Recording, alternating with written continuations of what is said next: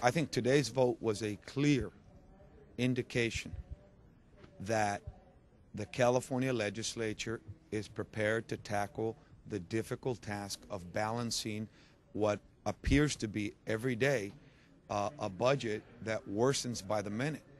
And we are now in a fiscal crisis in the state of California.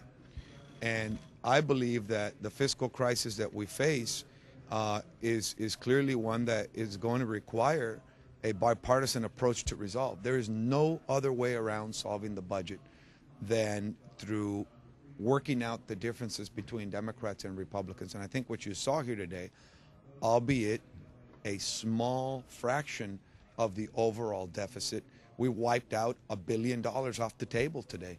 And, you know, some of these cuts were painful. The disappointing thing, if you were to ask me what was disappointing, is that we didn't get the Republican votes necessary to do the tax loophole.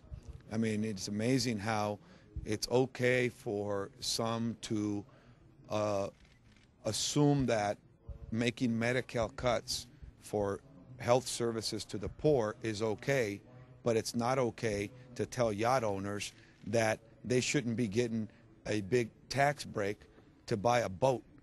I mean, it is just an inconsistent way of expressing our priorities collectively.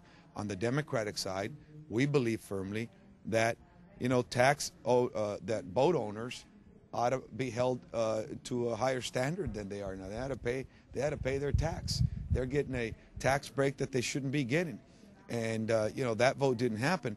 But if you put that aside, I think what you saw here was a very responsible approach to wiping out $1 billion of in the current year, obviously. And this will be substantially more than that, billions of dollars, possibly closer to $7 billion in the actual budget year. So I think that it's responsible. Nobody can say that Democrats and Republicans here haven't worked together to try and at least do the first part of this, to resolve our cash flow problems that we confront. We want to make sure that there's enough money in our checkbook so that we can continue to pay our bills as a state. It would be not only unwise of us not to do that, but I think that it would diminish the role of the legislature if we didn't do the responsible thing. We can say to the providers of those people who provide medical services to Medi-Cal is hang in there, hold tough with us. We're going to fight for you. We're going to try to find a more balanced way to make sure that this budget doesn't turn its back on the poor people in this state that need the medical services that are important to them. And we're going to fight for them. We're not going to give up.